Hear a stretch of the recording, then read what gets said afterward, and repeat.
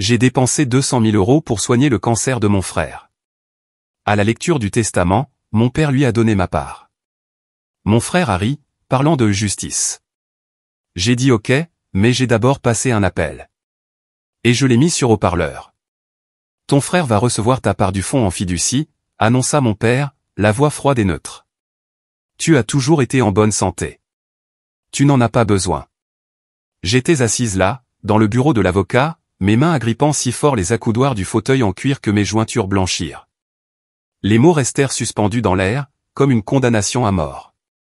Un instant, je ne pus plus respirer. Mon frère Julien, assis en face de moi, rejeta la tête en arrière et rit. Il a vraiment ri. Un son si cruel qu'il m'a retourné l'estomac. Enfin, justice est faite, dit-il en me souriant comme s'il venait de gagner au loto. Je m'appelle Marion. J'ai 32 ans et je travaille comme conseillère financière à Lyon. Au cours des 4 dernières années, j'avais investi chaque centime que je possédais pour sauver la vie de mon frère. 200 000 €.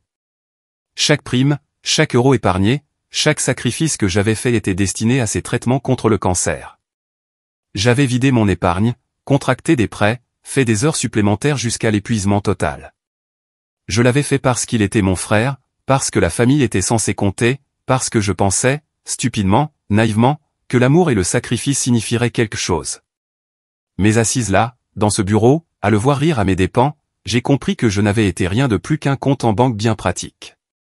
Ma grand-mère était décédée 3 mois plus tôt, et son testament était enfin lu.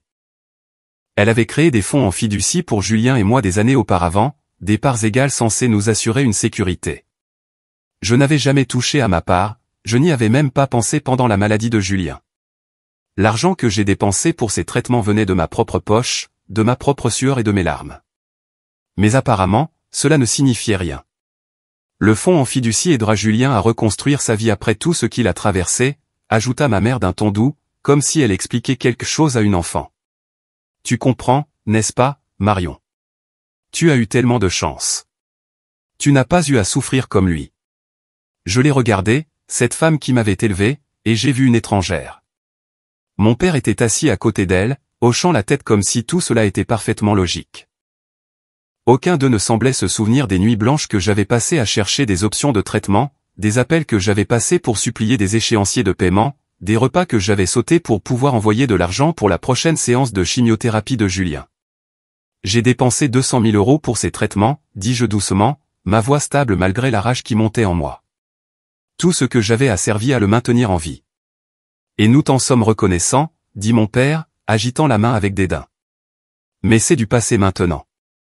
Julien a besoin de cet argent pour son avenir. Toi, tu as ta carrière. Tu t'en sortiras. Julien se pencha en arrière dans son fauteuil, toujours avec ce sourire narquois. Allez, sœurette. Ne sois pas égoïste. C'est moi qui ai failli mourir. Tu te souviens. L'avocat, maître Dubois, s'agita mal à l'aise sur son siège. Il était l'avocat de ma grand-mère depuis des décennies, et je pouvais voir le conflit sur son visage, mais il resta silencieux, lié par les décisions de mon père en tant qu'exécuteur testamentaire. Je pris une lente inspiration, sentant quelque chose changer en moi. 4 ans d'épuisement, de sacrifice, de croyance que ma famille reconnaîtrait ce que j'avais fait.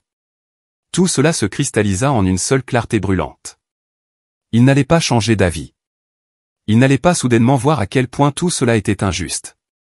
Ils avaient fait leur choix, et je me retrouvais avec rien.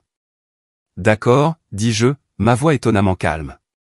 Mais laissez-moi juste passer un appel d'abord. Mon père fronça les sourcils. Un appel? Marion, ce n'est pas le. Je sortis mon téléphone, mes doigts fermes tandis que je parcourais mes contacts. J'avais enregistré ce numéro il y a des mois, lorsque j'avais commencé à soupçonner que quelque chose n'allait pas dans la façon dont ma famille me traitait. Quand j'avais remarqué que chaque conversation tournait autour de ce que je pouvais donner, jamais de ce que je méritais. Ça ne prendra qu'une minute, dis-je en appuyant sur le bouton d'appel. Le téléphone sonna 2 fois avant qu'une voix nette et professionnelle ne réponde. Alain à l'appareil. Alain, c'est Marion, dis-je en mettant l'appel sur haut-parleur. J'ai besoin de vous. C'est le moment. Ma famille me dévisagea, la confusion se lisant sur leur visage. Le sourire narquois de Julien vacilla légèrement. Compris, répondit Alain, d'un ton purement professionnel. J'ai tout préparé. Dois-je procéder au dépôt des documents? Oui, dis-je en regardant mon père droit dans les yeux. Déposez tout. Je veux que cela soit fait dans les règles. C'est qui, ce Alain? Exigea Julien en se redressant. Je souris alors, un petit sourire froid qui me semblait étranger sur mon visage. Alain est le meilleur avocat de Lyon. En fait, l'un des meilleurs de toute la région. Et il m'aide sur un dossier important. De quoi parles-tu? La voix de ma mère monta d'un ton alarmé. Vous le découvrirez bien assez tôt, dis-je. Alain, envoyez les documents au bureau de Maître Dubois. Je pense que tout le monde ici devrait les voir. C'est déjà en route, confirma Alain. Ils les auront d'ici 1 heure. Je terminai l'appel et posai mon téléphone sur la table. La pièce était devenue complètement silencieuse, à l'exception du bourdonnement de la climatisation. Maître Dubois était blême. Mes parents avaient l'air confus. Et le visage de Julien était passé de suffisant à incertain en quelques secondes. « Qu'est-ce que tu viens de faire ?» demanda mon père, sa voix basse et menaçante. Je me levai en prenant mon sac. Je me suis assuré que la justice soit réellement rendue. La vraie, pas votre version tordue. La semaine précédant cet appel, j'avais parcouru les vieilles lettres de ma grand-mère. C'était une femme méticuleuse, qui gardait des archives détaillées de tout. Je les avais trouvées en nettoyant sa maison. Des boîtes de correspondance et de documents que mes parents n'avaient pas pris la peine de trier. C'est là que j'ai découvert la vérité sur les fonds en fiducie. Ma grand-mère n'avait pas laissé de parts égales. Elle avait laissé des instructions spécifiques pour que sa succession soit divisée en fonction des contributions au bien-être de la famille. Elle m'avait vu tout sacrifier pour Julien, vu comment mes parents encourageaient son égoïsme, et elle avait pris ses dispositions. Les fonds étaient censés être distribués en fonction de qui avait réellement soutenu la famille pendant la crise, mais mon père, en tant qu'exécuteur, avait décidé d'ignorer ces instructions. J'avais grandi dans une famille de classe moyenne typique de Lyon. Mon père dirigeait un cabinet d'expertise comptable. Ma mère était directrice d'école et nous vivions dans une maison confortable avec un joli jardin. Julien avait 3 ans de moins que moi. Et depuis le début, il avait été l'enfant chéri. Tout lui venait plus facilement. Du moins, c'est ce que croyaient mes parents. Ils voyaient ces difficultés comme la preuve d'une âme sensible qui avait besoin de protection. Ils voyaient mes succès comme la preuve que je pouvais tout gérer seul. Lorsque Julien a été diagnostiqué d'une leucémie il y a 4 ans, la famille s'est mobilisée autour de lui. Mais se mobiliser, j'ai vite appris, signifiait des choses différentes pour différentes personnes. Mes parents se sont mobilisés en étant présents émotionnellement, en lui rendant visite à l'hôpital, en cuisinant ses plats préférés. Ils s'attendaient à ce que je me mobilise en ouvrant mon portefeuille. Marion, la mutuelle ne couvrira pas ce traitement, avait dit ma mère lors d'une de nos réunions de famille. Mais ça pourrait lui sauver la vie. Peux-tu aider? J'avais dit oui sans hésiter. 5 000 € pour le premier traitement, puis 10 000 pour le suivant, puis 20 000, puis 50 000. Les chiffres n'arrêtaient pas de grimper, et je continuais à dire oui parce que je croyais sincèrement qu'une fois tout cela terminé, ma famille reconnaîtrait ce que j'avais fait. Mais ils ne le voyaient pas comme un sacrifice. Ils le voyaient comme un devoir. Tu gagnes bien ta vie, avait dit mon père une fois où j'avais hésité avant de signer un autre chèque. C'est ce que fait une famille. Ne sois pas égoïste. Égoïste? Ce mot était devenu leur arme de prédilection chaque fois que je montrais le moindre signe d'épuisement ou de tension financière. J'étais égoïste de vouloir garder un peu d'argent pour mon propre avenir. Égoïste de suggérer que les amis de Julien et la famille élargie pourraient aussi contribuer. Égoïste d'être en bonne santé alors qu'il était malade. J'avais travaillé avec Alain pendant des mois, rassemblant discrètement des preuves et des documents. Chaque chèque que j'avais fait, chaque virement, chaque facture médicale que j'avais payée. J'avais tenu des registres méticuleux. Les lettres de ma grand-mère avaient révélé ses véritables intentions pour les fonds, et Alain m'avait aidé à comprendre les implications légales de la décision de mon père d'ignorer ses instructions. Votre grand-mère a été très claire, m'avait expliqué Alain lors de notre première rencontre. C'était un homme d'une 50aine d'années, au regard vif, réputé pour gagner des cas impossibles. Elle voulait que sa succession revienne aux membres de la famille qui a démontré un véritable engagement et un sacrifice. La décision de votre père de passer outre est, au mieux, juridiquement discutable. Pouvons-nous la contester, avais-je demandé. Nous pouvons faire plus que la contester, avait-il répondu, une pointe de satisfaction dans la voix. Nous pouvons nous assurer que ses véritables volontés soient honorées. Et d'après ce que vous m'avez montré, cela signifie que la totalité du fonds devrait vous revenir. J'avais été stupéfaite. La totalité du fonds? Votre frère n'a rien contribué pendant sa propre maladie. En fait, il était le fardeau financier. Vos parents ont contribué émotionnellement, mais pas financièrement. Vous êtes la seule à avoir fait de réels sacrifices. Selon les propres critères de votre grand-mère, vous êtes l'unique bénéficiaire méritante. Mais j'avais hésité. Tout prendre me semblait mal, même après tout ce qu'ils avaient fait. Je veux juste ce qui est juste, avais-je dit. Alain m'avait regardé sérieusement. Marion, ce qui est juste, c'est que vous obteniez ce que vous méritez après des années à avoir été exploité. Votre grand-mère l'avait vu venir. Elle connaissait la dynamique de votre famille et elle a essayé de vous protéger. Honorons cela. Maintenant, assise dans le bureau de Maître Dubois, je regardais les visages de ma famille alors qu'ils essayaient de comprendre ce qui se passait. La mâchoire de mon père était serrée. Ma mère avait l'air anxieuse, et Julien était devenu blême. Tu bluffes, dit Julien, mais sa voix manquait de conviction. Tu ne peux pas simplement prendre le fonds. Je ne le prends pas, répondis-je calmement. Je réclame ce que grand-mère me destinait réellement. Il y a une différence. Le téléphone de Maître Dubois vibra. Il y jeta un coup d'œil avant de devenir encore plus pâle. J'ai reçu les documents, dit-il doucement. D'un certain Maître Alain. Je dois les examiner. Quels documents, exigea mon père. Dubois, qu'est-ce qui se passe? Laissez-lui le temps de lire, dis-je en me rasseyant dans mon fauteuil. Je pense que vous trouverez ça très instructif. Les minutes s'écoulèrent dans un silence tendu. Maître Dubois lisait sur sa tablette, son expression devenant plus troublée à chaque page. Finalement, il leva les yeux vers mon père. Grégoire, dit-il lentement. Avez-vous lu toutes les instructions de votre mère concernant la distribution du fonds? Bien sûr que je l'ai fait, rétorqua mon père. Elle a laissé des parts égales pour les deux enfants. Non, dit Maître Dubois, ce n'est pas le cas. Elle a laissé des critères très spécifiques pour la distribution, basés sur les contributions familiales en temps de crise. Et selon ces documents que l'avocat de Marion a envoyés, ainsi que les preuves à l'appui, il marqua une pause, me regardant avec quelque chose qui ressemblait à du respect.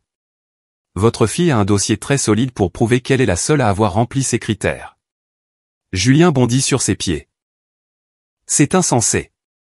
J'avais un cancer. Ça ne compte pour rien. Assieds-toi, Julien, dis-je doucement. Tu vas apprendre ce que sont les vraies conséquences. Les jours suivants furent un tourbillon de documents juridiques et d'appels téléphoniques tendus. Alain agit rapidement, déposant les papiers nécessaires pour contester la distribution du fonds. Les preuves étaient accablantes. Les lettres de ma grand-mère stipulaient explicitement que sa succession devait aller au petit enfant qui avait fait preuve d'un dévouement désintéressé au bien-être de la famille en période de grand besoin.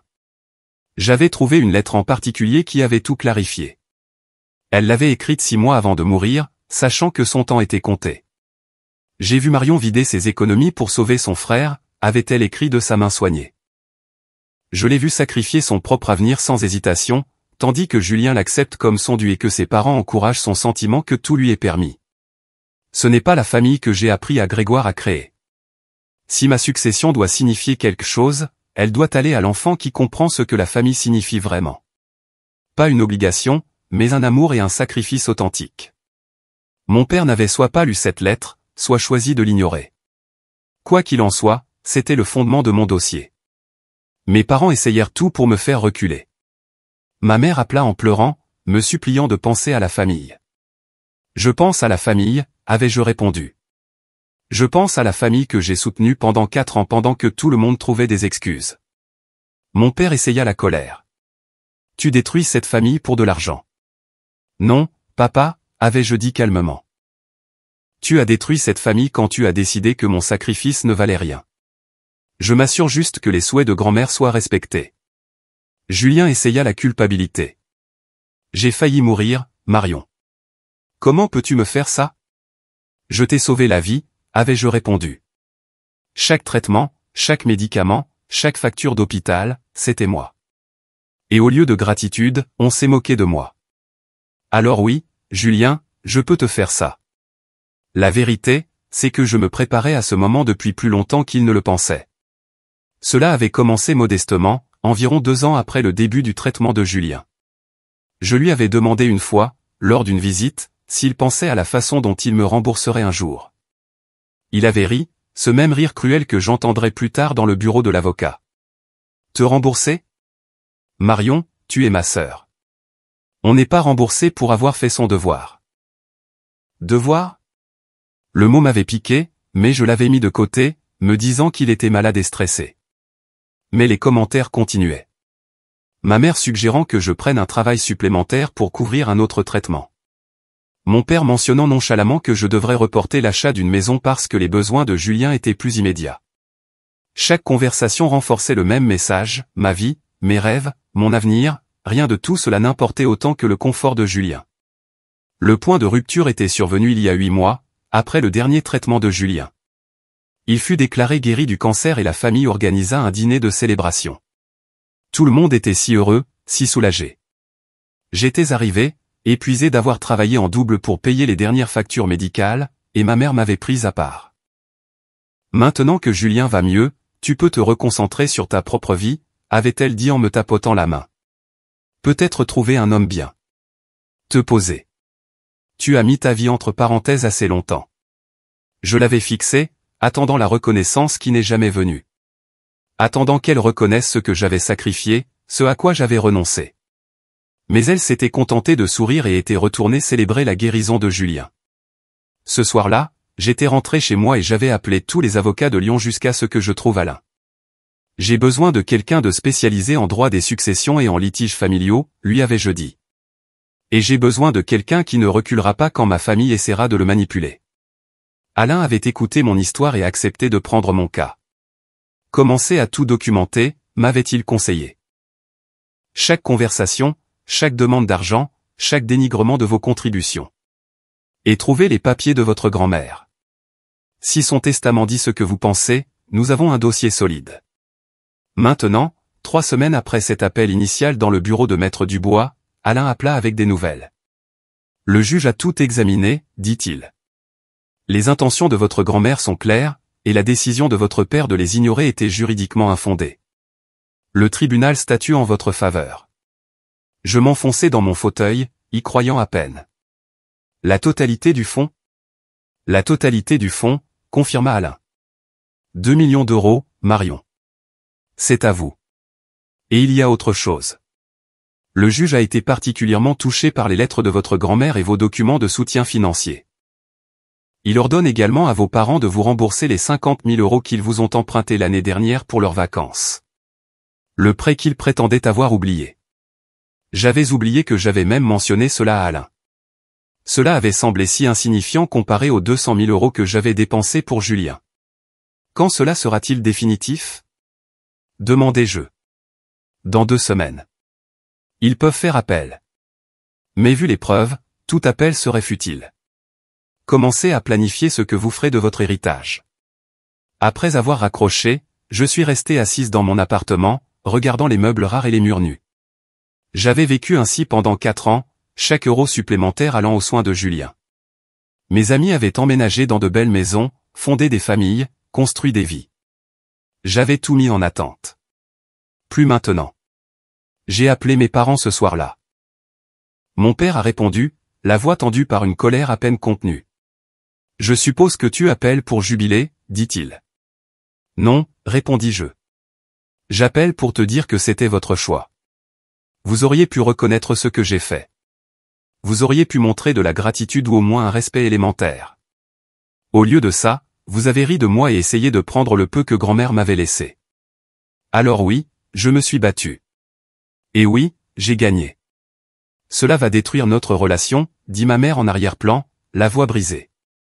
Maman, dis-je doucement. Notre relation a été détruite le jour où vous avez décidé que ma valeur résidait uniquement dans ce que je pouvais fournir. Je suis juste la première à le reconnaître. J'ai raccroché avant qu'il ne puisse répondre. Et pour la première fois depuis des années, j'ai ressenti quelque chose que j'avais presque oublié, la légèreté d'être libre. Le lendemain matin, je me suis réveillé avec 17 appels manqués et des dizaines de SMS. Mon père, ma mère, Julien, même des parents éloignés dont je n'avais pas entendu parler depuis des années. Tous soudainement désespérés de me parler. Je les ai supprimés sans en lire la plupart et je me suis préparé pour le travail. Au bureau, ma collègue Chloé a immédiatement remarqué que quelque chose avait changé. « Tu as l'air différente », dit-elle en étudiant mon visage. Il s'est passé quelque chose. Chloé était la seule personne au travail qui connaissait ma situation familiale. C'est elle qui m'avait couverte pendant les pires jours de Julien, prenant en charge mes projets quand j'étais trop épuisé pour fonctionner. « J'ai gagné », lui dis-je simplement. L'affaire du fonds en fiducie. J'ai tout gagné. Son visage s'illumina. Marion, c'est incroyable. Après tout ce que tu as traversé, tu le mérites. Mais même en prononçant ces mots, je ressentais un malaise tenace. Gagner faisait du bien, mais quelque chose dans le silence soudain de ma famille après ce barrage initial d'appel me semblait anormal. Il n'était pas du genre à abandonner facilement. Cet après-midi-là, j'ai reçu un appel de Maître Dubois. « Marion, nous devons parler, dit-il, la voix tendue. Votre frère vient de déposer une plainte contre vous. » Je m'assis lourdement. Quel genre de plainte? Il prétend que l'argent que vous avez dépensé pour ces traitements médicaux était en fait un prêt, pas un don. Il soutient qu'il ne vous a jamais demandé de tout payer, que vous avez insisté, et que vous utilisez sa maladie pour manipuler la situation de l'héritage. L'audace de la chose me coupa le souffle. C'est absurde. J'ai des documents. Je sais, interrompit Maître Dubois. Et Alain le sait aussi, mais votre frère a engagé Michel Grasset. Savez-vous qui c'est? Je le savais. Michel Grasset était un avocat notoire à Lyon, connu pour prendre des cas impossibles et trouver des failles techniques à exploiter. Il était cher, ce qui signifiait que Julien avait trouvé quelqu'un pour financer ce procès. Mes parents sont derrière tout ça, dis-je, la prise de conscience s'imposant. Très probablement. Grasset ne travaille pas pour rien. Marion, ça va devenir très moche. Ils vont essayer de vous dépeindre comme quelqu'un qui a utilisé la maladie de son frère pour le faire chanter. J'ai appelé Alain immédiatement. Il avait déjà entendu parler du procès. C'est un geste désespéré, dit-il. Mais les gestes désespérés peuvent être dangereux. Ils vont demander à voir vos relevés bancaires, vos communications avec Julien pendant sa maladie. Ils vont chercher tout ce qui pourrait suggérer que vous attendiez un remboursement. Je n'ai jamais attendu de remboursement, dis-je. Je voulais juste de la reconnaissance, qu'on admette que j'avais sacrifié quelque chose. Je vous crois, mais nous devons être préparés. Avez-vous déjà dit quelque chose à Julien qui pourrait être mal interprété? Un SMS, un email où vous mentionniez l'argent? Je réfléchis, le cœur serré. Il y avait eu une conversation, il y a environ 1 an. Julien s'était plaint de s'ennuyer pendant sa convalescence, voulant prendre des vacances coûteuses pour bien guérir. J'étais à bout, épuisé de faire des heures supplémentaires pour payer ses dernières factures. Je lui ai dit que je ne pouvais pas l'aider pour des vacances, dis-je lentement. J'ai dit quelque chose comme « Je t'ai déjà donné tout ce que j'ai ». Pourrait-il utiliser ça? Alain resta silencieux un instant. Potentiellement. Il pourrait arguer que cette formulation suggère que vous voyez cela comme une transaction. Mais nous pouvons contrer cela. Le contexte est important. Vous expliquiez pourquoi vous ne pouviez pas lui donner plus d'argent, pas que vous exigiez un remboursement. Le procès a consumé les 2 semaines suivantes. Michel Grasset a déposé motion sur motion, chacune conçue pour retarder la distribution du fonds en fiducie et me faire passer pour la méchante. Les médias locaux se sont emparés de l'histoire. Une sœur poursuit son frère pour un héritage après avoir payé ses factures médicales. Et soudain, j'étais jugé par des inconnus qui ne savaient rien de ce que j'avais enduré. Ma mère a donné une interview à une chaîne de télévision locale, des larmes coulant sur son visage alors qu'elle parlait de son chagrin de voir que j'utilisais le cancer de Julien comme un levier. Elle a toujours été si généreuse pendant sa maladie, dit ma mère en s'épongeant les yeux. Nous pensions que cela venait de l'amour, mais maintenant nous voyons que c'était calculé. Elle a gardé les reçus de tout, documenté chaque euro. Quelle sœur fait ça? J'ai regardé l'interview dans mon appartement, nauséeuse. Il tordait tout, faisant passer ma décision pratique de garder des archives pour une preuve de manipulation. Chloé est venue ce soir-là avec du vin et des plats à emporter. Ne regarde pas ces ordures, dit-elle en éteignant la télévision. Quiconque te connaît sait la vérité. Mais la plupart des gens ne me connaissent pas, répondis-je. Ils ne voient que les gros titres. Une sœur cruelle refuse à son frère survivant du cancer son héritage. La vérité éclatera au tribunal, insista Chloé. Alain est bon. Il s'en assurera. Mais je n'en étais plus si sûr. Michel Grasset créait déjà un doute raisonnable, suggérant des interprétations alternatives de mes actions. Et si le juge les croyait? Et si je me retrouvais avec rien après tout ça? Cette nuit-là, je n'ai pas pu dormir. Je n'arrêtais pas de rejouer chaque conversation avec Julien, chaque SMS, cherchant des munitions qu'il pourrait utiliser contre moi. Et puis je me suis souvenu de quelque chose que j'avais presque oublié. Les enregistrements. Environ 18 mois après le début du traitement de Julien, j'avais commencé à me sentir mal à l'aise face à la dynamique de notre famille. La façon dont mes parents demandaient de l'argent nonchalamment, la façon dont Julien tenait mon aide pour acquise. Cela avait commencé à ressembler moins à un soutien familial qu'à de l'exploitation. Alors, j'avais commencé à enregistrer certaines de nos conversations, juste au cas où j'aurais besoin de me protéger. Je m'étais senti coupable à l'époque, comme si je trahissais la confiance familiale.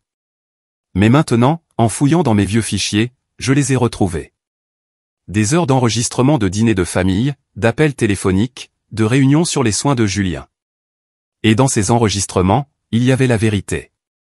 Chaque dénigrement désinvolte de mon sacrifice, chaque demande pleine de suffisance, chaque moment où ils avaient clairement montré que ma valeur ne résidait que dans mon portefeuille. J'ai appelé Alain à minuit. J'ai des enregistrements, dis-je, datant du traitement de Julien, des conversations avec ma famille. Sont-ils obtenus légalement? Demanda immédiatement Alain. La loi française autorise l'enregistrement d'une conversation tant que vous y participez. J'y participais, confirmai-je, à chacune d'entre elles. Envoyez-les-moi maintenant. Cela pourrait tout changer. J'ai passé le reste de la nuit à télécharger des fichiers sur le serveur sécurisé d'Alain.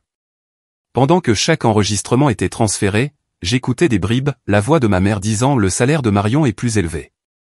Elle devrait couvrir une plus grande partie. » Mon père expliquant à Julien que ta sœur n'a pas besoin de ses économies. Elle investit dans la famille. Julien lui-même, dans un enregistrement particulièrement clair, disant « Pourquoi je la remercierais? Elle est censée m'aider. » C'est ce que font les sœurs. Au matin, Alain avait tout examiné. Marion, dit-il, sa voix portant une excitation à peine contenue. Ces enregistrements ne font pas que vous défendre, ils détruisent leur dossier. En fait, ils ouvrent de nouvelles possibilités. Le comportement de votre famille pourrait être interprété comme de l'exploitation financière. Nous pourrions être en mesure de plaider pour plus que le simple fonds en fiducie. Que voulez-vous dire? Demandai-je. Je veux dire que nous pourrions être en mesure de récupérer vos 200 000 euros. Chaque centime que vous avez dépensé pour le traitement de Julien. Nous pourrions être en mesure de prouver que votre famille vous y a contrainte par manipulation émotionnelle. La salle d'audience était comble le jour où Alain a fait jouer les enregistrements. Michel Grasset avait été confiant, se pavanant comme s'il avait déjà gagné. Mes parents étaient assis derrière Julien, ma mère lui tenant la main, tous deux ayant l'air de victimes dans leurs vêtements conservateurs soigneusement choisis. J'étais assise avec Alain à notre table, les mains calmement croisées sur mes genoux. J'avais appris à cacher mes émotions au cours des 4 dernières années. Cette compétence me servait bien maintenant. Madame la juge, commença Alain. La défense a dépeint mademoiselle Marion comme quelqu'un qui a manipulé la maladie de son frère à des fins personnelles. Ils prétendent qu'elle a gardé des registres comme preuve de prêt, non de don. Mais j'aimerais présenter des preuves qui racontent une histoire très différente, celle d'une exploitation systématique de l'amour d'une jeune femme pour sa famille. Michel Grasset s'objecta immédiatement. Madame la juge, c'est une tentative transparente de détourner. Je l'autorise, interrompit la juge Valois. C'était une femme d'une 60aine d'années, connue pour être juste mais stricte. Poursuivez, maître Alain. Alain lança le premier enregistrement. Il provenait d'un dîner de famille 2 ans plus tôt. La voix de mon père se fit entendre clairement. Marion, nous devons parler du prochain traitement de Julien. La mutuelle l'a refusé, mais le médecin dit que c'est crucial. Combien peux-tu contribuer? Ma voix, fatiguée. Papa, j'ai déjà donné 40 000 euros cette année. Je suis à court d'économie. La voix de Julien, capricieuse. Alors, tu vas me laisser mourir parce que tu veux garder ton argent? Ma mère. Marion, s'il te plaît, ne sois pas égoïste. Ton frère a besoin de toi. La salle d'audience était silencieuse. J'ai vu les visages de mes parents se vider de leur couleur. Julien s'agita mal à l'aise sur son siège. Alain fit jouer un autre enregistrement, celui d'un appel téléphonique. La voix de ma mère. Marion, ton père et moi pensions prendre des vacances quand le traitement de Julien sera terminé. Juste une semaine quelque part au chaud. Nous avons été si stressés. Pourrais-tu nous aider avec les frais? Peut-être 5 000 ou 6 000. Moi. Maman, j'ai à peine de quoi suivre les factures médicales de Julien. Ma mère, sa voix se durcissant. Nous avons été là pour Julien émotionnellement. C'est tout aussi précieux que l'argent. Tu peux bien aider tes parents après tout ce que nous avons fait pour toi. Alain laissa celle-là s'imprégner avant de jouer la pire. Elle datait de 3 mois avant la mort de ma grand-mère. Julien était en rémission, déclaré guéri du cancer. La famille s'était réunie pour un dîner de célébration. La voix de Julien, riant. Vous savez ce qui est drôle? Marion a été tellement concentrée à me maintenir en vie qu'elle a oublié d'avoir sa propre vie. Pas de petit ami, pas de maison, rien. Juste du travail et encore du travail. Mon père, amusé. Eh bien, c'est ce qui arrive quand on fait de sa famille son monde. Mais nous apprécions, ma chérie. Ton sacrifice a signifié quelque chose. Ma mère. Mais vraiment, Marion, maintenant que Julien va mieux, tu devrais penser à ton propre avenir. Tu as 30 ans. Il est temps d'arrêter d'être la banque de tout le monde et de trouver un mari. Julien, de nouveau. Ouais, Serette. Ton travail est terminé. Il est temps de te trouver une vie. L'enregistrement prit fin. Le silence dans la salle d'audience était assourdissant. J'ai vu plusieurs jurés regarder ma famille avec un dégoût non dissimulé. La juge Valois se pencha en avant. Maître Grasset, souhaitez-vous répondre à cette preuve? Michel Grasset se leva, mais pour la première fois depuis le début du procès, il semblait incertain. Madame la juge, ces enregistrements manquent de contexte. Les conversations familiales peuvent sembler dures lorsqu'elles sont sorties d'eux. Ces enregistrements ont beaucoup de contexte, interrompit Alain. Ils montrent un schéma de manipulation émotionnelle et d'exploitation financière s'étalant sur 4 ans. Mademoiselle Marion ne gardait pas de reçus pour exiger un remboursement. Elle gardait des reçus parce qu'elle était systématiquement vidée par sa famille et qu'une partie d'elle savait qu'elle pourrait avoir besoin de se protéger. Objection. Michel Grasset devenait désespéré maintenant. C'est de la spéculation sur l'état d'esprit de ma cliente. Maintenu, dit la juge Valois, mais son expression suggérait qu'elle avait déjà pris sa décision. Alain fit jouer 3 autres enregistrements, chacun plus accablant que le précédent.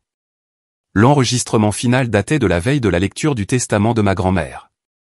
La voix de mon père. Demain, nous saurons pour la succession de mère. J'ai déjà décidé que Julien devrait avoir les 2 fonds. Marion s'en est bien sortie. Elle n'en a pas besoin. Ma mère. Tu es sûr? Ne va-t-elle pas s'y opposer?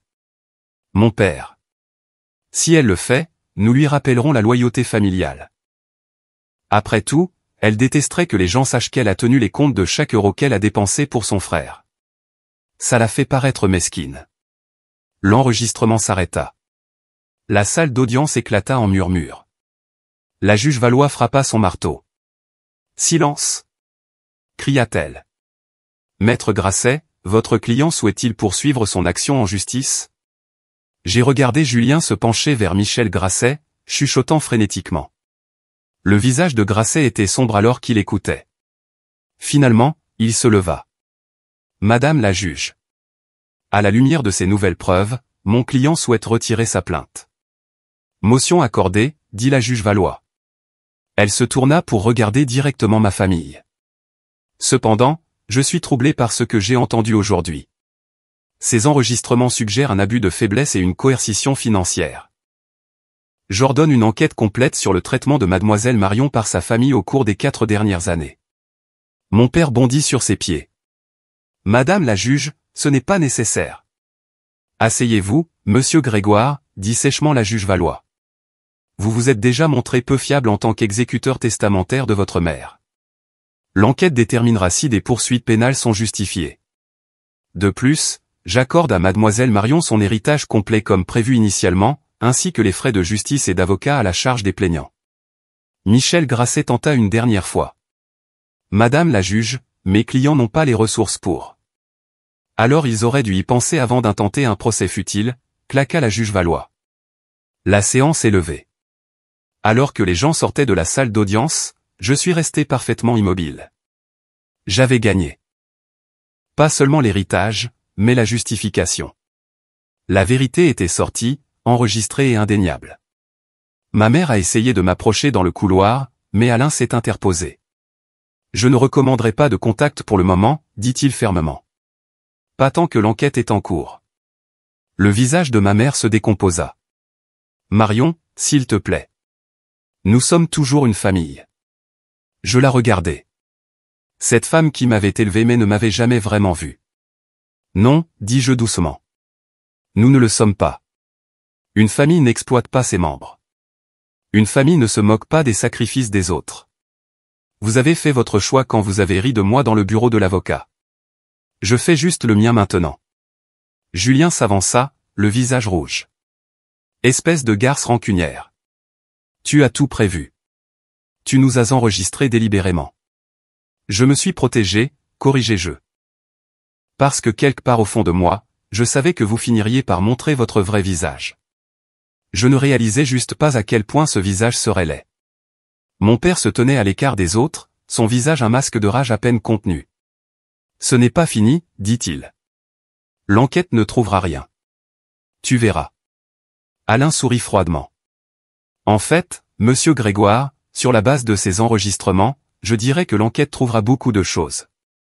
Coercition financière, abus de faiblesse sur Marion elle-même, possible fraude dans la gestion de la succession. Je vous recommanderais de trouver un bon avocat pénaliste. J'ai vu le visage de mon père pâlir, j'ai vu la réalité des conséquences s'imposer.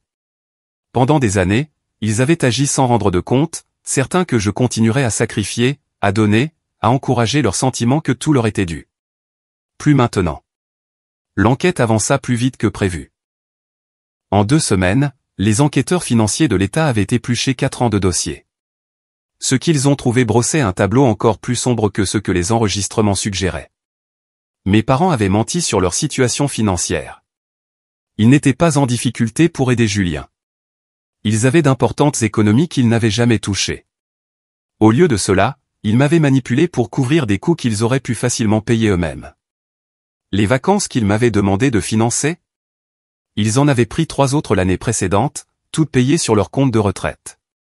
Mais la pire découverte est venue lorsque les enquêteurs se sont penchés sur les factures médicales de Julien. Alain m'appela un mardi après-midi. Marion, vous êtes assise? Qu'ont-ils trouvé? La mutuelle de votre frère couvrait plus qu'il ne vous l'a dit. Beaucoup plus. Sur les 200 000 € que vous avez payés, seulement environ 80 000 étaient réellement nécessaires. Le reste était pour des traitements de confort, des surclassements et des dépenses que l'assurance avait déjà remboursées. Je me sentis prise de vertige. Que voulez-vous dire, rembourser? Votre frère soumettait les demandes 2 fois. Une fois à l'assurance, une fois à vous. Il empochait la différence. Et vos parents le savaient. La trahison était si complète, si profonde, que je n'arrivais même pas à la traiter au début. Je m'étais épuisé au travail, ratant des paiements de prêts immobiliers, mangeant des nouilles instantanées pour le dîner, tandis que Julien profitait de mon amour pour lui. Le procureur de la République porte plainte pour fraude, continua Alain, contre tous les 3. Votre frère pour fraude à l'assurance et exploitation financière, vos parents pour complicité et abus de faiblesse. Abus de faiblesse, répétai-je, hébété. La loi française définit les adultes vulnérables comme toute personne exploitée, quel que soit son âge.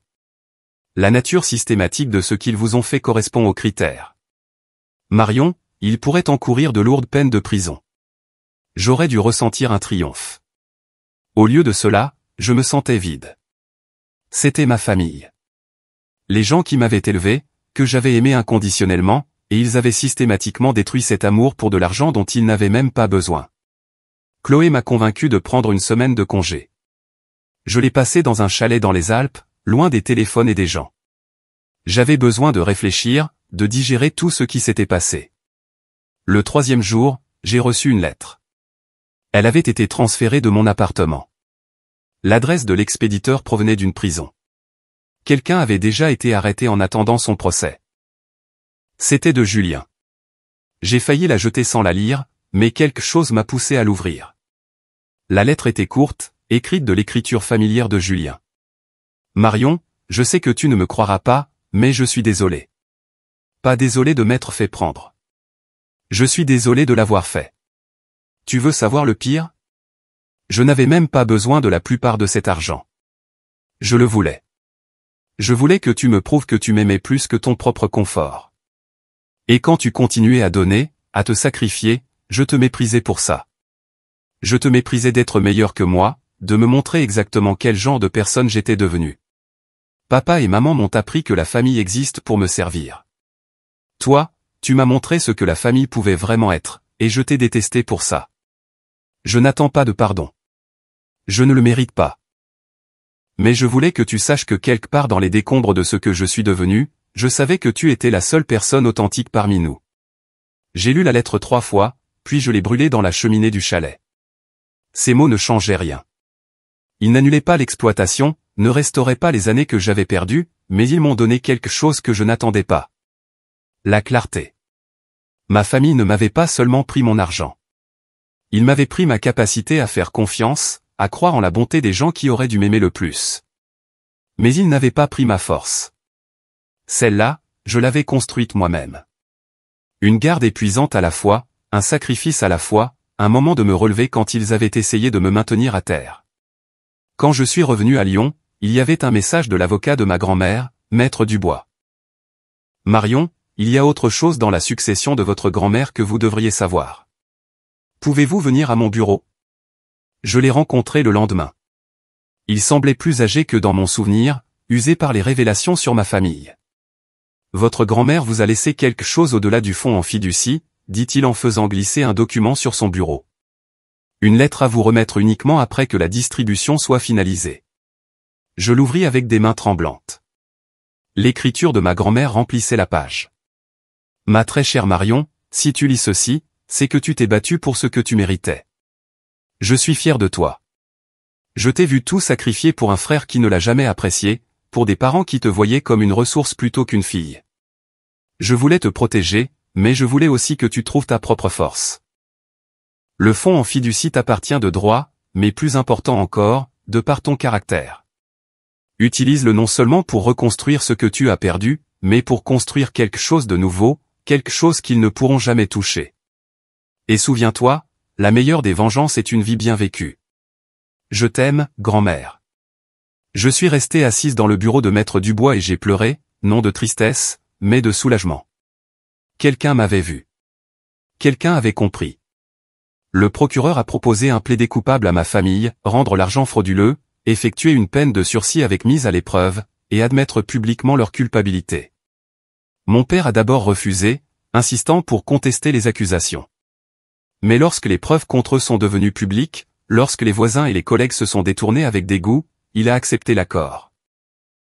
Julien a purgé 6 mois de prison pour fraude avant d'être libéré avec sursis. Mes parents ont eu 2 ans de sursis avec mise à l'épreuve et ont été condamnés à payer des réparations, non seulement les frais médicaux frauduleux, mais aussi des dommages et intérêts pour préjudice moral. Le montant était substantiel, les forçant à vendre leur maison et à déménager dans plus petit. Je n'ai pas assisté à leur condamnation. Alain s'en est occupé pour moi. J'étais occupé à autre chose, notamment à acheter ma première maison, une belle maison de style Art Nouveau dans un quartier calme de Lyon.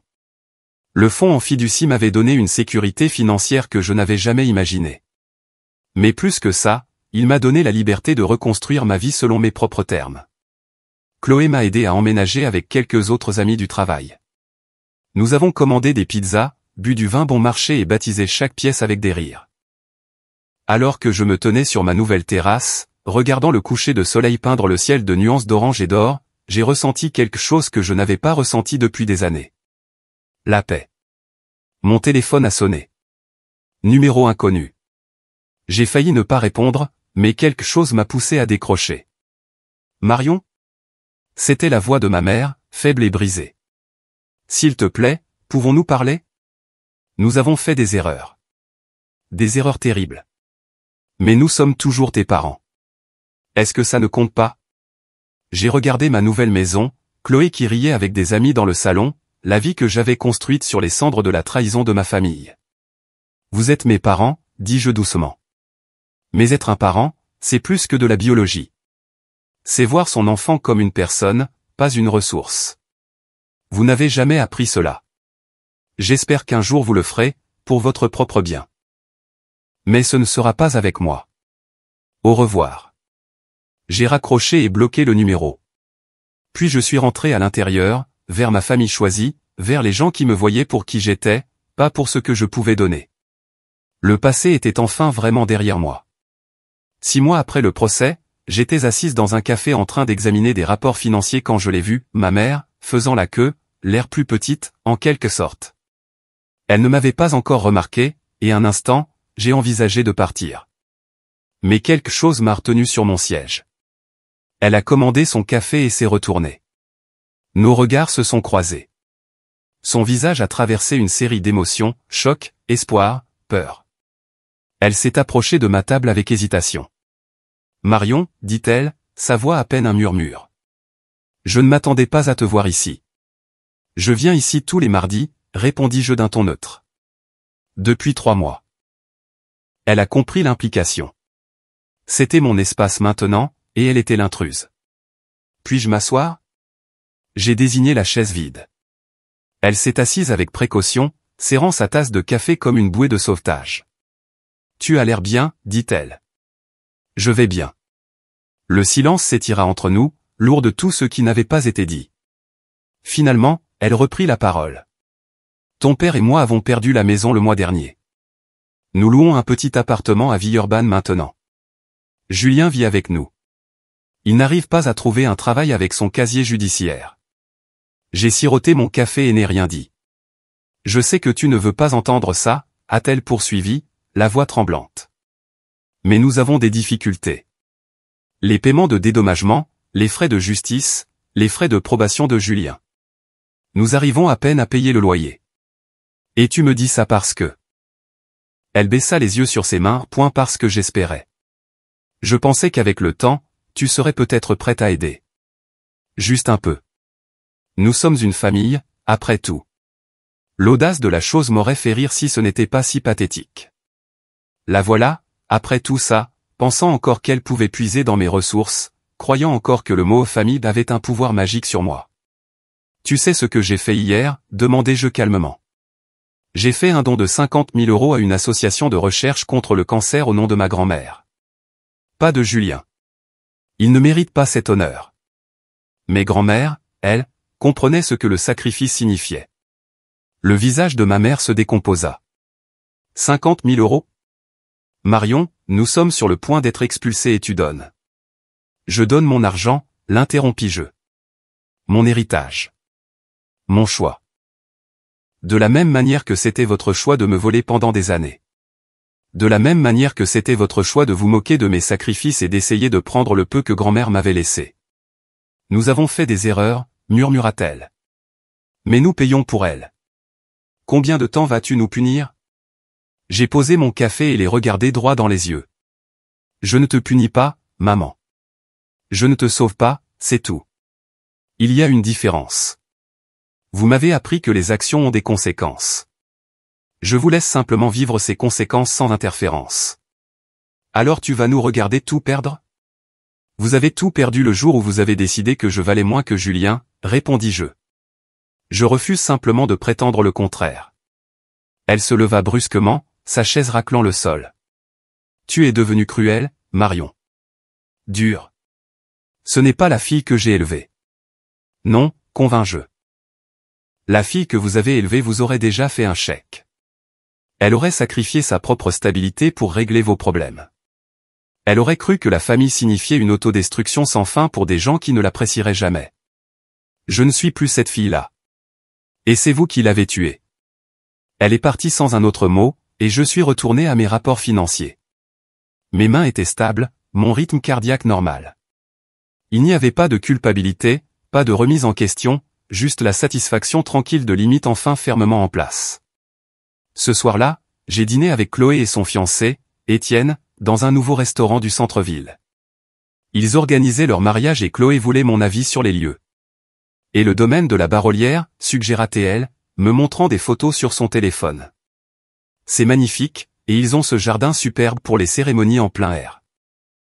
J'ai regardé les images, des chaises blanches disposées en rangées parfaites, des fleurs en cascade sur les tonnelles, des guirlandes lumineuses créant un ciel d'étoiles. C'était magnifique. C'était plein d'espoir. C'était tout ce qu'un mariage devrait être. C'est parfait, dis-je. Réservez-le. Étienne sourit. Chloé disait que tu approuverais.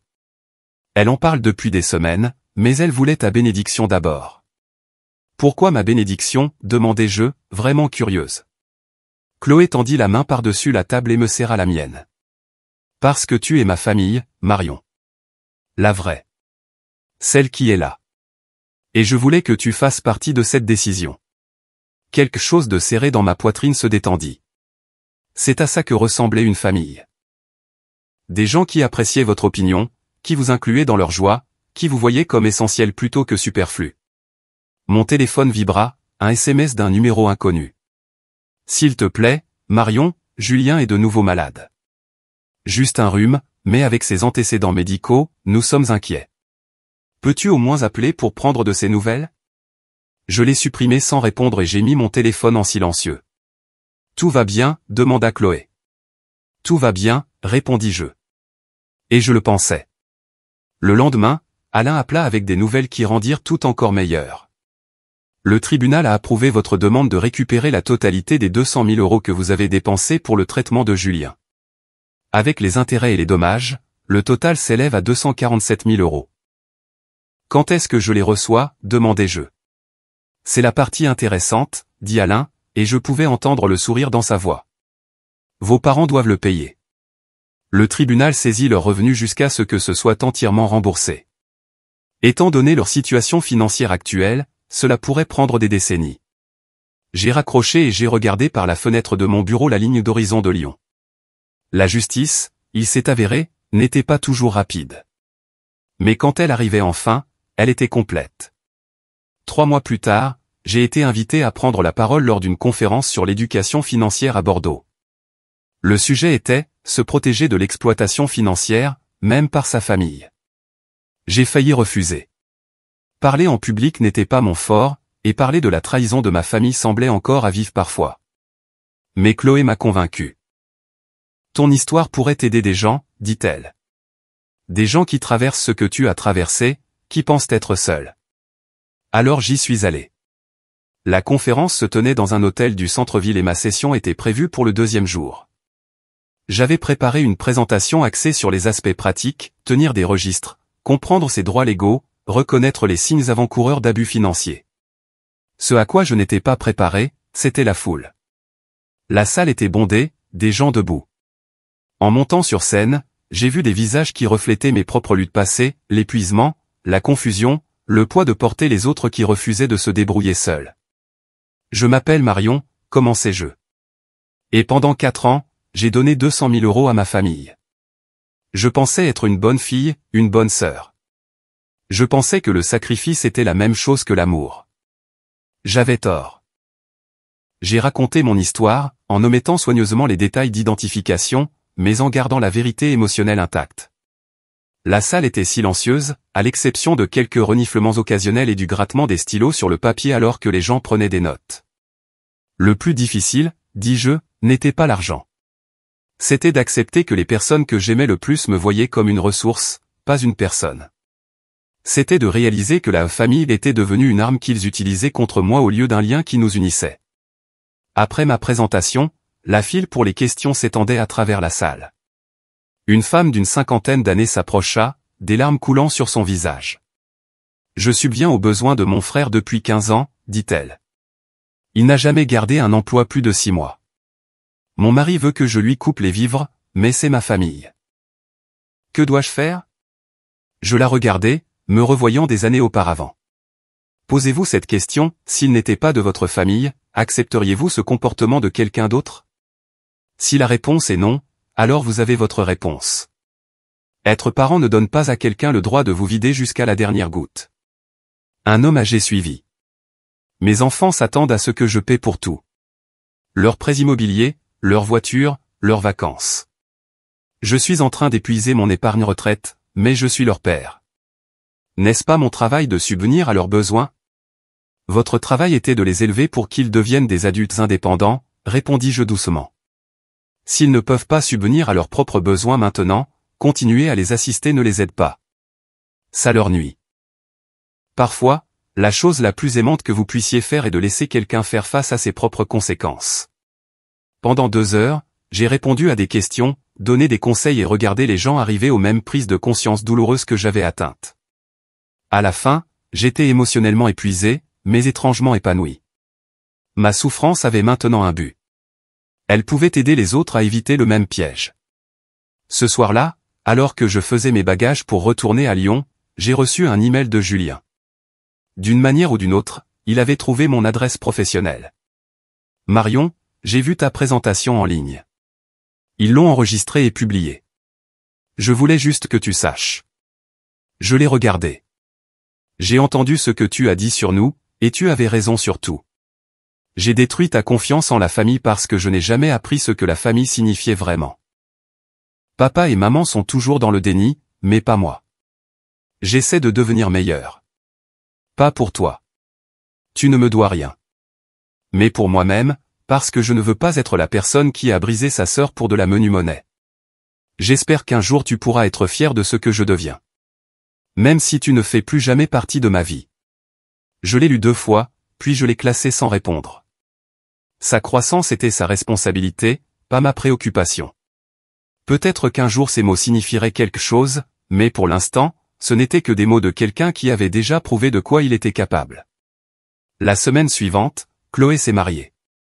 La cérémonie au domaine de la Barolière était exactement aussi belle que les photos l'avaient promis. J'étais à ses côtés en tant que témoin, tenant son bouquet pendant qu'elle échangeait ses vœux avec Étienne. Pendant la réception, je me suis surprise à sourire.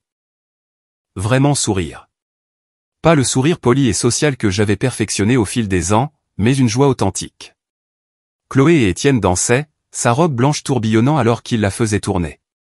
D'autres amis riaient et célébraient, créant des souvenirs qui n'avaient rien à voir avec l'obligation ou la manipulation. C'est à ça que ressemblait le bonheur. Pas l'absence de famille, mais la présence de gens qui tenaient vraiment à vous. Alors que le DJ annonçait la dernière danse, Chloé m'a entraîné sur la piste. Danse avec moi, insista-t-elle. Tu es ma sœur de toutes les manières qui comptent.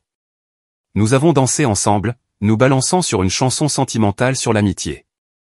Et là, entouré de gens qui choisissaient de m'aimer plutôt que de m'utiliser, j'ai réalisé quelque chose de profond. La trahison de ma famille m'avait coûté 200 000 € et 4 ans de ma vie. Mais en détruisant ma foi en eux, ils m'avaient forcé à construire quelque chose de plus fort. La foi en moi-même, la foi en mon jugement, la foi en la famille que je pouvais choisir plutôt que celle dans laquelle j'étais né. L'argent que j'avais récupéré de ma famille, j'ai décidé de l'investir dans quelque chose de valable. Pas la vengeance, pas la punition, mais la construction de la vie que je méritais. J'en ai utilisé une partie pour créer une petite fondation qui aidait les gens à échapper à l'exploitation financière par des membres de leur famille. Le reste, je l'ai investi judicieusement, construisant une sécurité que personne ne pourrait plus me prendre. Ma grand-mère avait eu raison. La meilleure des vengeances était une vie bien vécue. Et je vivais enfin, vraiment. 1 an après que le fonds en fiducie de ma grand-mère m'eût été légitimement restitué, j'ai reçu une lettre recommandée. Mon père était mort. Une crise cardiaque, soudaine et inattendue. Les funérailles avaient lieu dans 3 jours. J'ai fixé la lettre pendant un long moment, ne ressentant rien. Pas de deuil, pas de tristesse, même pas la satisfaction amère à laquelle je me serais attendu. Juste la reconnaissance vide qu'un chapitre était enfin complètement clos. Je n'ai pas assisté aux funérailles. Au lieu de cela, j'ai passé cette journée au bureau de ma fondation, à rencontrer une jeune femme nommée Patricia, qui avait été exploitée financièrement par ses parents pendant 8 ans. Elle avait payé les études universitaires de ses jeunes frères et sœurs en cumulant 3 emplois, pour ensuite être exclue de la famille lorsqu'elle a finalement dit non au financement de leur prochaine demande. Ils m'ont dit que j'étais égoïste, dit Patricia, la voix tremblante. Que je leur devais ça pour m'avoir élevé. On ne doit rien à personne pour être né, répondis-je, faisant écho aux mots que ma thérapeute m'avait dit des mois auparavant. Les enfants ne sont pas des investissements. Ce sont des personnes qui méritent de grandir et de vivre leur propre vie. Après le départ de Patricia, se sentant plus forte qu'à son arrivée, je me suis assise dans mon bureau et j'ai pensé à mon père. Avait-il compris à la fin ce qu'il avait fait? Avait-il réalisé que sa cupidité lui avait coûté une fille qu'il avait autrefois aimée inconditionnellement? Je ne le saurais jamais. Et étonnamment, j'ai constaté que je m'en fichais. 2 semaines plus tard, ma mère s'est présentée chez moi.